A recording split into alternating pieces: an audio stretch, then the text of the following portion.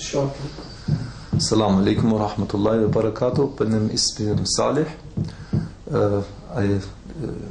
Orijinal ismi Şedefan, Almanya'dan, ama Salih Kur'an-ı Kerim okudum. Aldım. Ben şu anda 36 yaşındayım. Evliyim. 2 çocuk var. Güzel kızım. Almanya'da Müslüman olmuşum.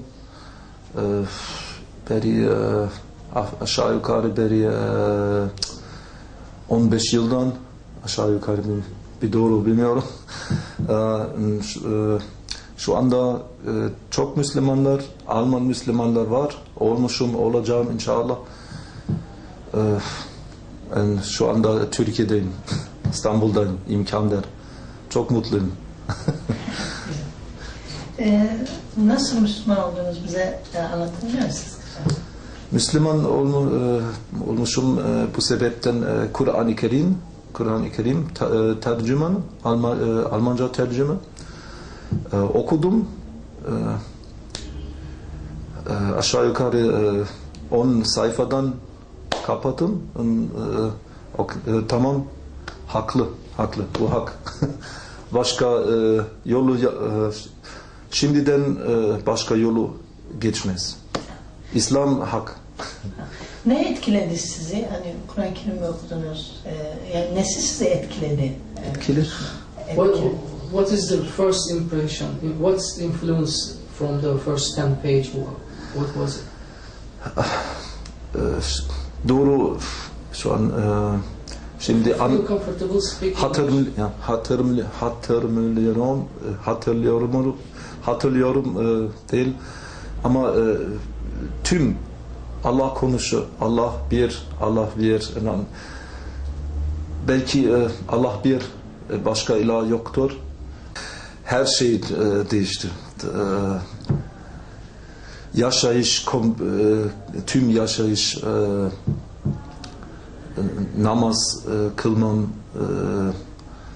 her şey, yiyecek, yemek, her şey yeni ama güzel elhamdülillah. Nefis, cihat, nefisten bencillik az, daha az, yavaş bencillik az. Elhamdülillah güzel cemaat buldum. From all, hep beraber, tüm merak et, korkmak, her şey var. Bright spectrum of this. But at this time when I was coming back to Islam, alhamdulillah, that this was not so popular in the media. But now, since, for example, we make this project, Quran Davati, it's very popular. At this time, suddenly came words like Salafi, Wahhabi, Sufi, I don't know, many, but we are all Muslims. We don't name ourselves in any sect or direction. But now it's getting not a clear image, it's getting a worse image of all Muslims. And they don't make difference if Turkish, Bosnish, Alman, they don't make difference. Internet, and there are different videos where mostly German people, or we got our Turkish people, they come back to Islam, or Arabic people, they practice it not before, but they started practicing. And from the German Quran, because they don't know their own language, for example, but then they got an exemplar of this Quran, and they read and said, hey, this is my religion, I'm proud of it, and we got a lot of these cases. You can watch on YouTube a lot of Germans and older Germans, over 90 years. We have Japanese, we have a lot of people. You never imagine how is this. And me myself, I don't know how much Qurans I gave personally from hand to hand, but I know from one case in my city, he came. Miracle of the Quran, what do you think?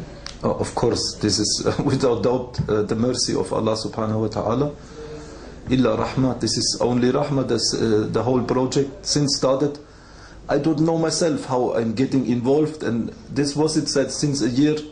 I'm helping organizing and giving advice to brothers and so on, managing a bit sometime from time to time.